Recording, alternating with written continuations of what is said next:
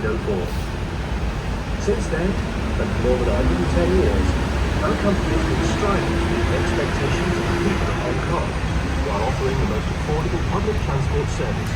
Hence today we have 7 generations of trams. Lucky you! You're sitting inside a 3rd generation tram of the 1920s. I will accompany you all along our trip through the past of Hong Kong aboard our beloved tram.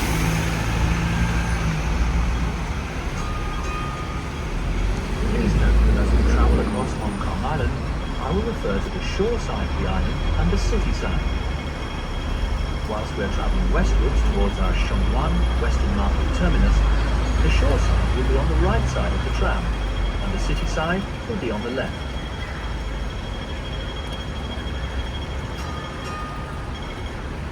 Today, Hong Kong Tramways operates 163 double-decker trams, a long way from the 26 with which we started the service more than 100 years ago. The locals have an unusual nickname for the trams. They call them ding-dings. This comical name comes from the iconic double bell ring used to warn pedestrians that we're approaching. The nickname is now extended to the whole concept of using the tramways, so travel by tram is often expressed as simply a ding-ding.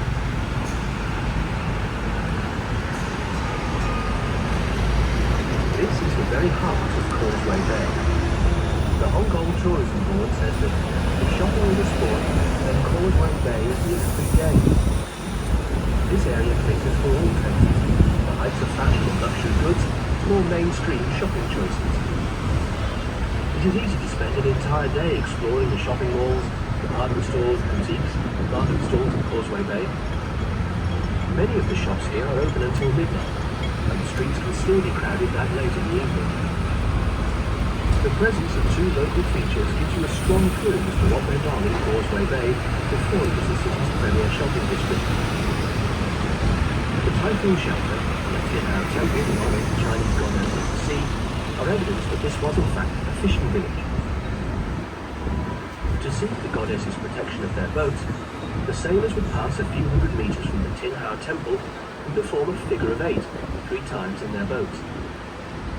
The original fishing village settlement of Causeway Bay stood in the area surrounding what is now the Tin Hau MTR station.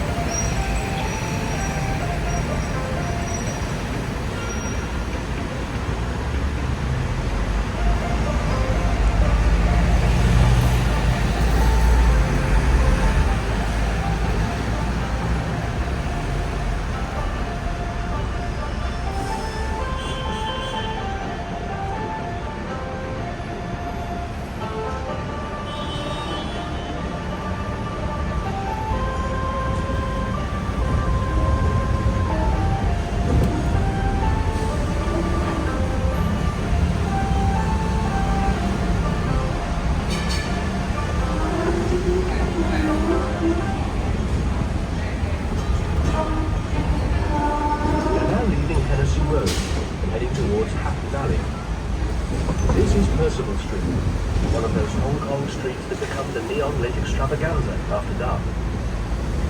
Like Gresham Street, Percival Street is named in honour of another of the senior executives of Jardine Matheson & Co., Alexander Percival. To our right is Times Square, with the unusual concept of an enormous vertical shopping mall. The building's retail space is spread over 9 floors to maximise the use of the limited space available at ground level. Like its New York namesake, Times Square is one of 2 gathering places in Hong Kong to see in the new year. The Times Square site was originally known as Russell Street Depot and used by the Hong Kong Tramways. By 1932, The tram service has proven so successful that the depot was unable to cope with demand for the expanding service. So the site was extended and additional depot sites were acquired. The original Russell Street depot was ultimately sold in 1989 to facilitate the development of the Times Square complex.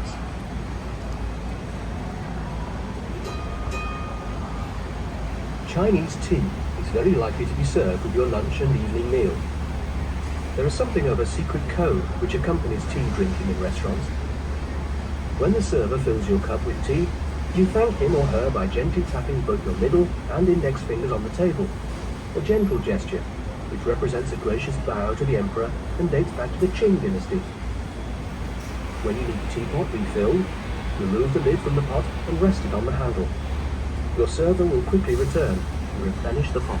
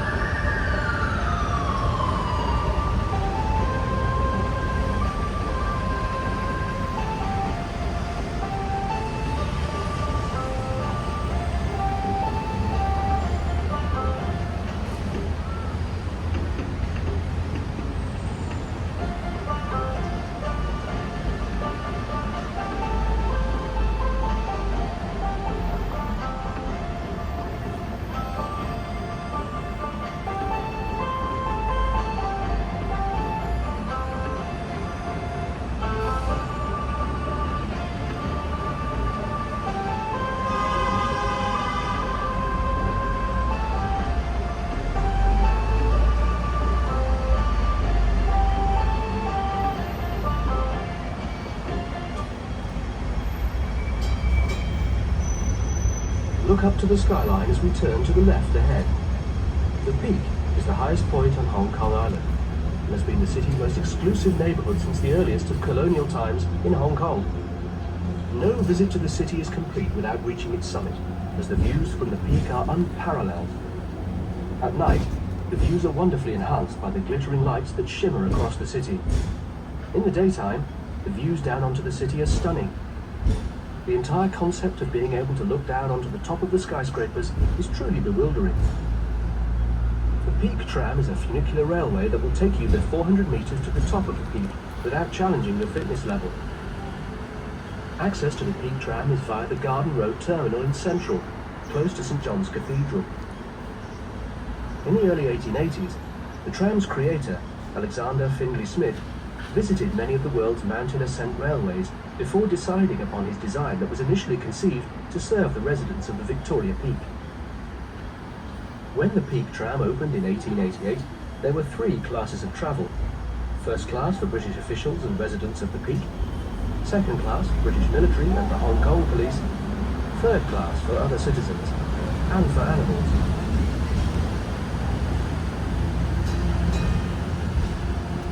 This is the Wong Nai Chung Road, a tree-lined road that follows the eastern perimeter of the Happy Valley Sports Ground and Racecourse. Look out for some fine examples of Chinese banyan trees along this road. They are members of the ficus or fig family, and relatives of the common rubber plant. Happy Valley's Racecourse was built here in 1846. Prior to that time, it was a marshy area, prone to flooding, that was used as paddy fields for the growing of semi-aquatic varieties of rice. The Happy Valley area is one of the city's most sought-after residential locations.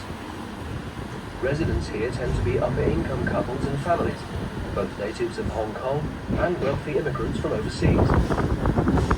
Hong Kong Tramways has been serving the Happy Valley community as visitors since 1922, when our network was extended with a single, clockwise track to encompass this area.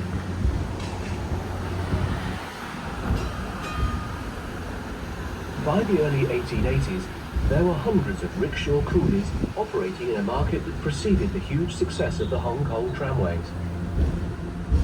Although it looked like very hard work, running around the island and coping with the challenges of the steeper hills, they made a good living moving people around Hong Kong Island in their simple version of personal transport. The original name was Ren Li Chi, which came from the Cantonese words Ren, meaning man, Li, meaning power, and Chi, meaning carriage. The rickshaws had a collapsible green hood at the back to protect the customer from the sun or the rain, a bit like a child's pram. There was also a matching green apron that could be stretched across the customer's lower half. The rickshaw coolies used to wear conical rattan hats. When it rained, they would put on big yellow overcoats that made them look absolutely enormous, even though underneath their huge rainwear, they were very lean and extremely fit men.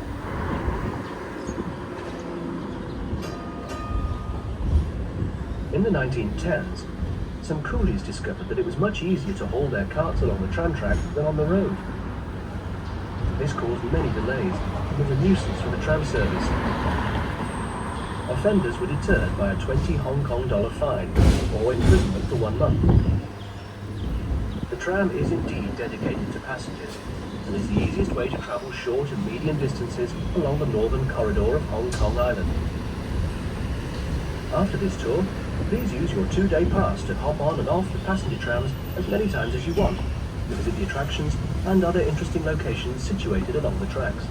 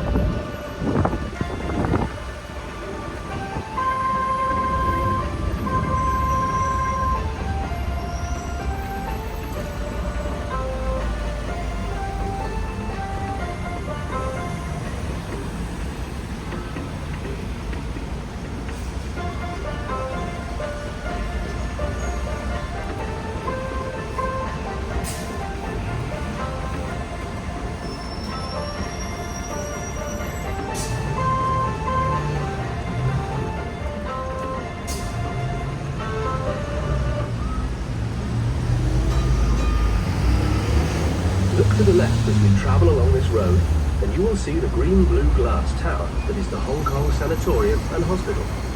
There has been a hospital on this site since 1922. 4 years after it was founded, the sanatorium suffered severe damage from a landslide. The nursing home building had to close for 6 months whilst repairs were undertaken. In 1903, before the hospital was built here, the site housed the Happy Retreat amusement park, the first such venture in Hong Kong.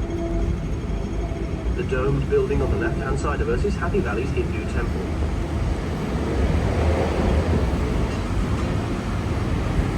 To our left-hand side, this district is known as Happy Valley, with 6 cemeteries located in this area. Traditionally, Happy Valley was a common euphemism for an area containing the dead. In the 1840s, when the British Army first arrived in Hong Kong, the only piece of flat land they could find that was suitable to accommodate a military camp was here at Wong Nai Chung.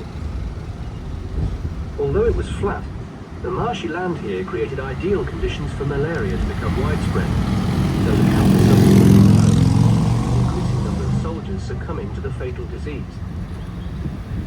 With malaria rampant in this area, the valley quickly became a burial ground for those who had died from the terrible fever and other diseases in its vicinity. Today, there are cemeteries located here that represent the diverse community of today's Hong Kong. To our left is Hong Kong Cemetery. The others in this area cater specifically for Muslims, Hindus, Jews, Catholics, and Parsis.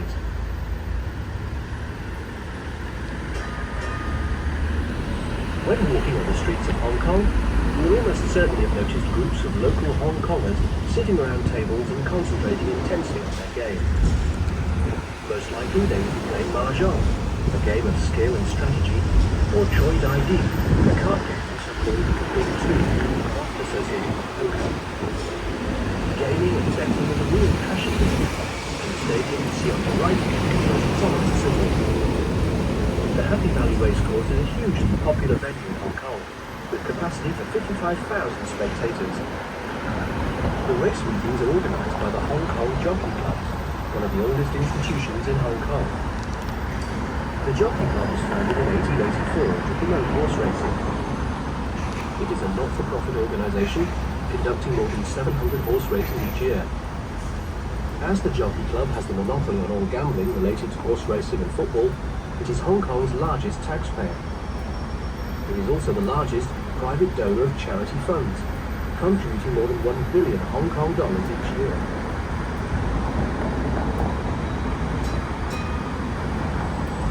A terrible disaster occurred at the Happy Valley Racecourse in February 1918, when a temporary stand collapsed. A little before 3 o'clock in the afternoon, the collapsing stand knocked over food stalls, which set light to bamboo matting. Around 600 people lost their lives in the fire that ensued. Although the blaze only lasted for 20 minutes, it is one of the most lethal fires in Hong Kong's history. The enormous, world-class racing stadium that we see in Happy Valley today was rebuilt to a very high specification in 1955.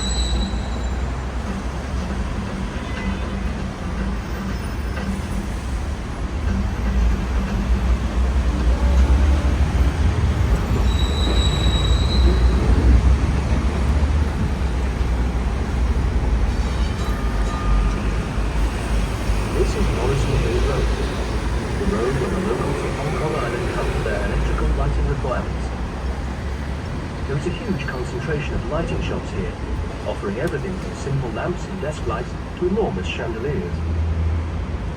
Morrison Hill Road was on the island's shoreline until the 1920s, under prior East Land Reclamation Scheme. The road is named in honor of J.R. Morrison, a Chinese interpreter and linguist who traveled throughout this region as part of the Morrison Education Society in the first half of the 19th century.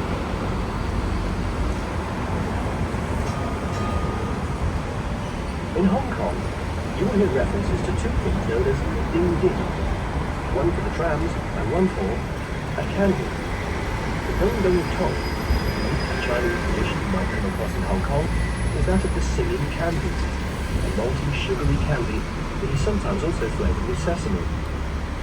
Dong dong candy dates back 60 years and is still popular here today. The name is onomatopoeic and comes from the dung dung dung sound the candy seller makes as he hammers and chisels the huge block into smaller pieces for sale. Why not indulge yourself and try some?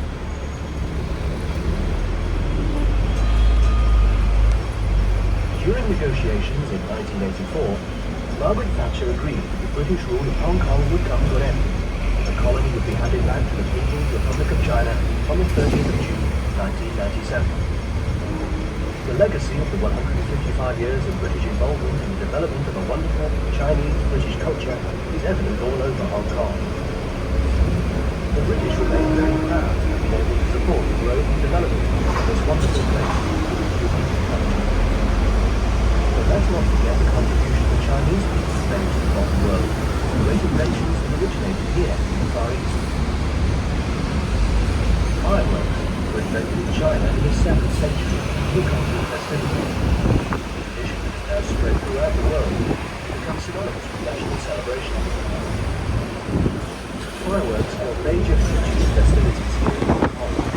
Fabulous displays lighting up the skies on the occasions each year.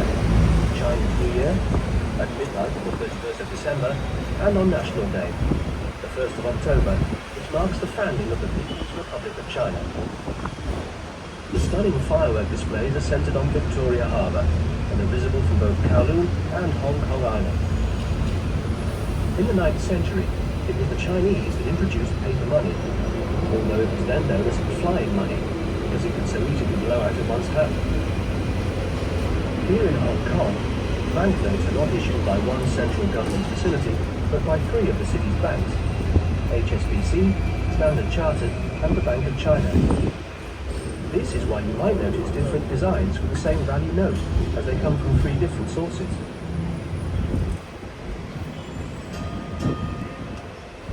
Originally, the tram lines we're travelling along today closely followed the shoreline of Hong Kong Island.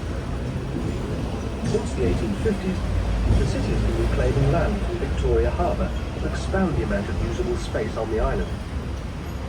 In the central district, the tram lines are now some 700 metres in from the shoreline. Measured at one chai, the track is almost 1 kilometre inland from the Hong Kong Exhibition Centre that projects out into the harbour. It was at the Exhibition Centre on a dreadfully rainy night at the end of June in 1997 that the ceremony took place to hand over Hong Kong to the People's Republic of China.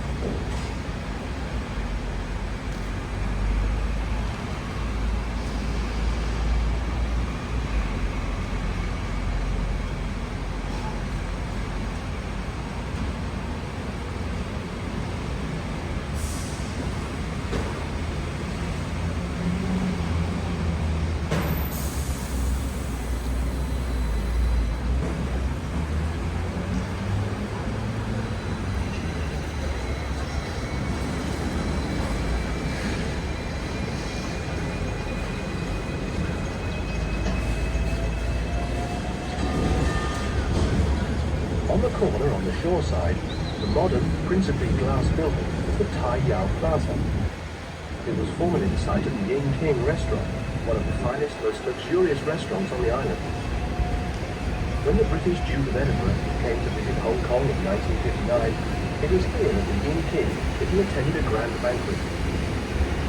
Traffic outside the restaurant was stopped, and an enormous string of firecrackers was set off in the Duke's honour.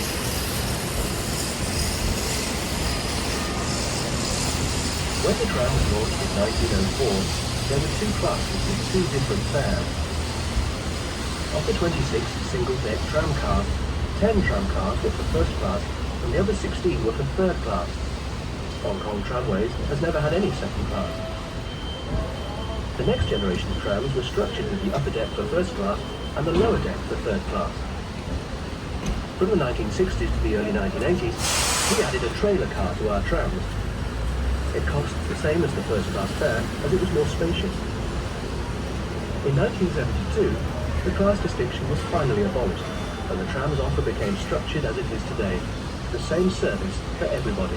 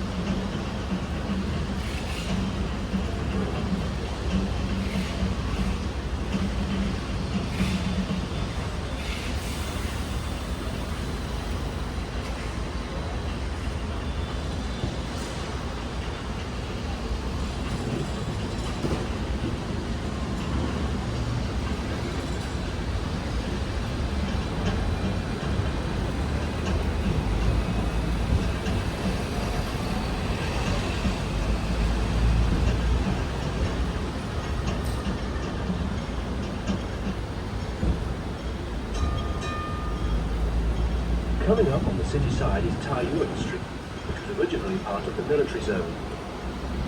The businesses that set up here ranged from antique shops and second-hand stores to simple bric-a-brac stores. Over recent years, the flavour of Tai Yuen Street has changed. Today it is known for the selection of toys, clothing and ladies' cosmetics on offer here. Collectors and fans of toys formerly made in Hong Kong during the 1960s and 70s will find Tai Yuen Street to be a goldmine of nostalgia and children's memorabilia.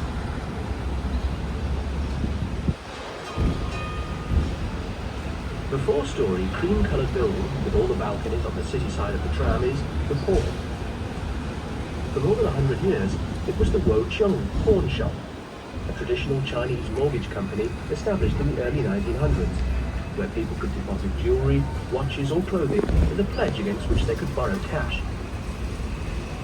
The pawn shop had a nickname that gives us a charming peek into the culture of the local people here and how we combine respect with good humour. It was known affectionately as Uncle Second. Today the refurbished building combines leisure, entertainment and great food.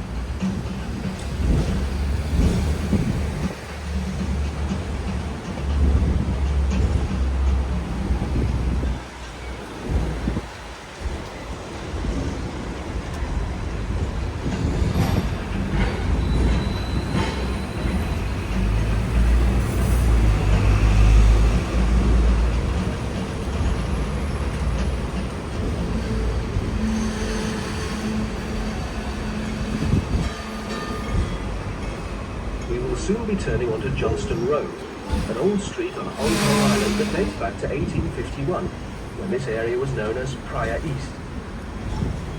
The remarkable tall, slim, red brick building in the centre of the road junction is Methodist House. The building contains Chinese Methodist Church that conducts services in English, Mandarin Chinese and Tagalog, the native tongue of the Philippines. The other parts of the building are principally office space.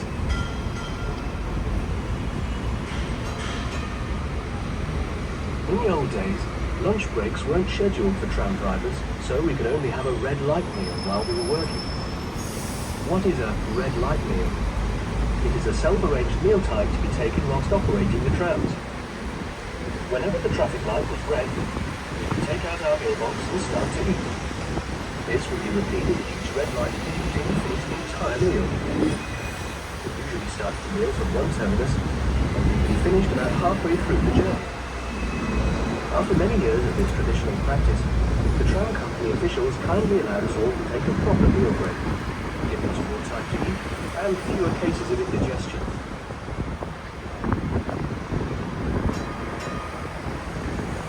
Along Hennessy Road, junction with Arsenal Street in the Admiralty District, was the headquarters of the Rediffusion Cable Broadcasting Station. Rediffusion Radio was established here in 1949, with one English and one Chinese channel.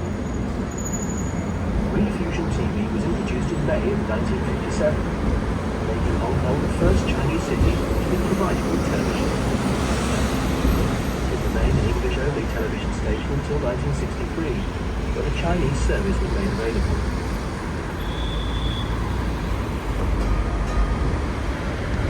This is the district of Admiralty, the area to the east of Central. The main seat of the Admiralty Dock, the naval headquarters which were created here as part of the British development of this district as a military zone during the 1800s. Oh, yes. The local name for Admiralty is Kam Chung, which translates as Golden Bell. On top of Rodney House was a large golden clock, we Hong Kong people would customarily use to accurately set our watches. No, thank you. No, thank you. I only got given a bit of cash, so I don't have it. Only the ox here, sorry. Thank you. But it looks nice though. Thank you.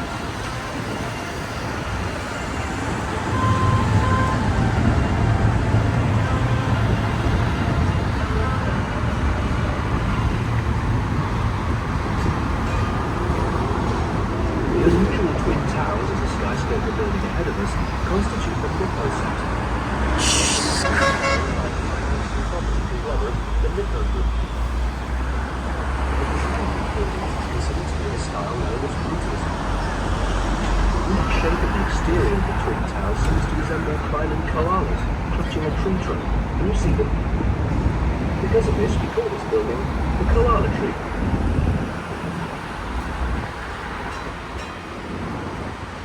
One of the most distinctive skyscrapers in Hong Kong is right here in the Admiralty District. The very tall skyscraper ahead of us with the multiple triangles crossing and cooperating into its design is the Bank of China building. Feng Shui practitioners consider that fundamental errors have been made in the placement and design of the structure.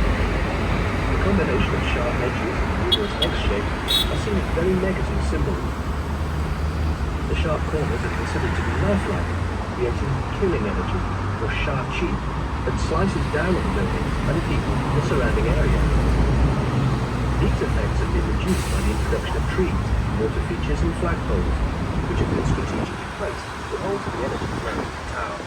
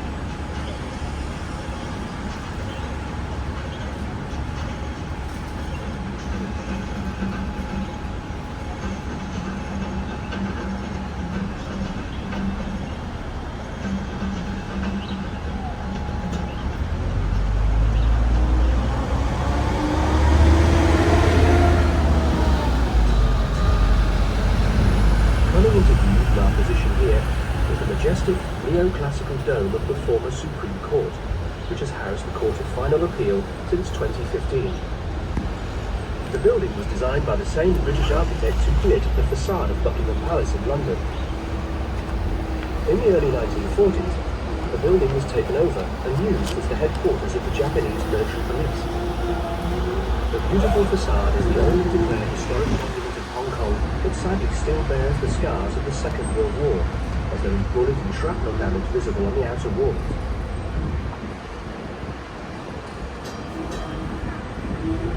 On the city side is the HSBC building, the headquarters of the Hong Kong and Shanghai Banking Corporation. Designed by British architect Norman Foster, the building is remarkable for the amount of natural light that flows in. When it was completed in 1985, it was the most expensive building in the world. We Hong Kong people believe that the bank's headquarters has excellent feng shui properties, as it benefits from an unobstructed view of the water of Victoria Harbour.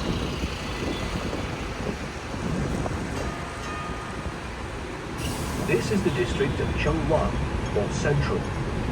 Chung Wan actually means the centre. Since the 1980s, this district has grown and developed at the very heart of British history here in Hong Kong. It houses the headquarters of many multinational corporations, as evidenced by the large numbers of impressive, modern skyscrapers in this vicinity. Skyscrapers are defined as buildings taller than 150 meters. There are more skyscrapers here in this hugely successful city than anywhere else in the world. Nowadays, Hong Kong has about 30% more of these majestic buildings than New York City, and twice as many as Dubai. Because of its proximity to Victoria Harbour, the central area was selected to be the centre of financial and trading activity in the very earliest days of British rule.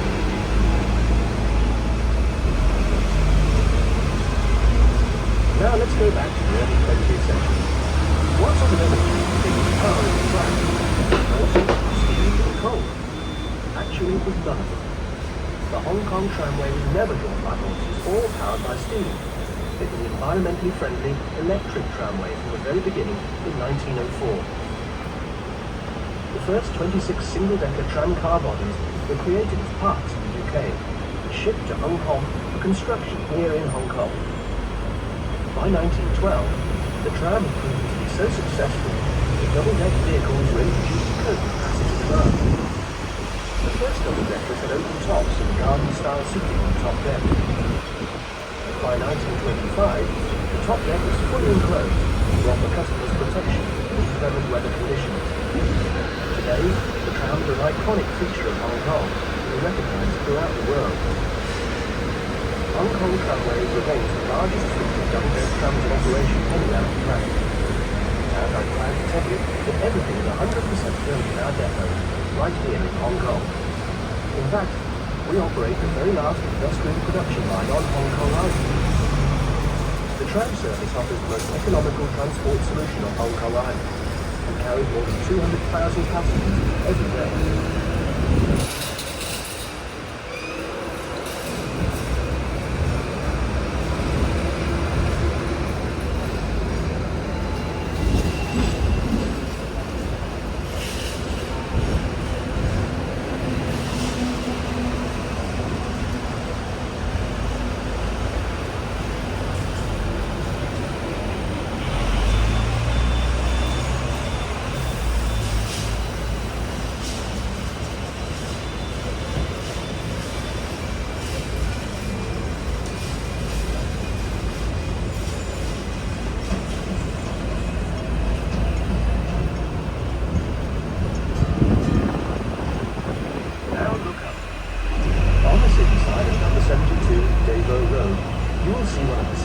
Unusual neon signs. In the shape of a one-eyed, winged creature sitting on a circle, this red and yellow piece of Hong Kong's neon history belongs to the Tak Wing pawn shop. It's been here since 1940. Neon signs are a common feature of Hong Kong and are particularly noticeable in the Sheung Wan district, on Percival Street, and most notably of all, along the Nathan Road on the Kowloon side of the harbour. Illuminated by neon or argon, These meticulously curved tubes lend themselves perfectly to the display of glowing Chinese characters. By the 1980s, it was difficult to find a shopping street in Hong Kong that did not display a rainbow of dazzling Chinese signs sizzling away in the darkness.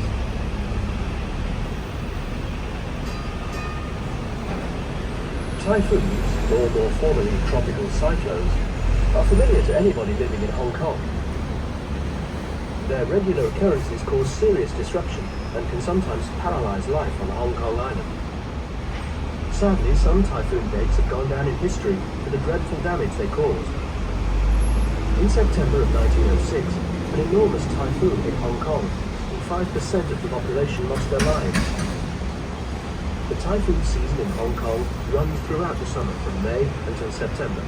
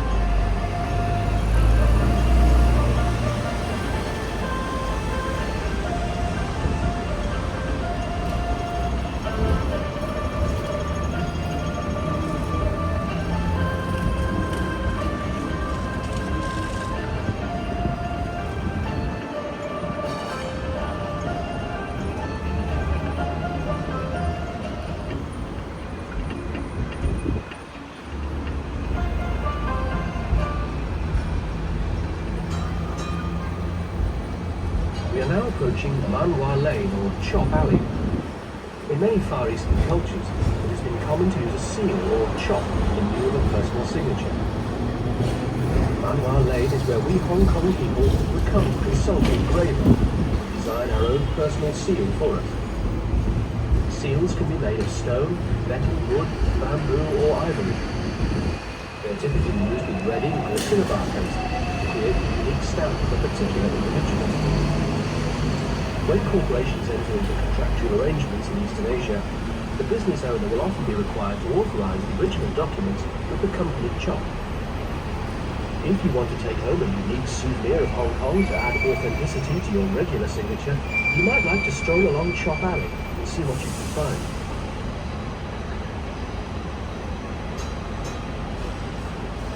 Originally, Western Market was known as Xiongwan Market, offering fish, meat and vegetables. Xiongwan means upper district, as the land here is higher than it is in the central or Wan Chai areas. In 1991, it was converted to a shopping arcade in the Edwardian-style red and white brick building on our left-hand side. The delightful historic building dates back to 1906. Its internal features include the impressive vaulted ceilings and an old-fashioned English telephone box. The relocation to the Edwardian building attracted vendors of arts and crafts. together with the fabric and clothing businesses that had previously been concentrated at Wing On Street, the traditional clothing street of the Central District.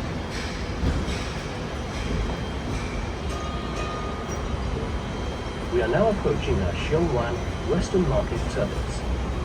I really thank you for travelling with us, and I hope you've enjoyed your journey on our beloved tram. Please leave the tram straight away. Another tour will be starting soon. Please ensure you take all of your belongings with you when you leave the tram. Your pass allows you to travel on our regular passenger tram services for 2 days, today and tomorrow. Simply show your pass to the loader line when alighting from one of the regular passenger trams. Please do enjoy your tram ride, the attractions, and all the nice spots that run alongside the tram tracks. I hope that your trips on Hong Kong's tramways will be a lasting memory of your visit to the city. Thank you. Goodbye. See you soon.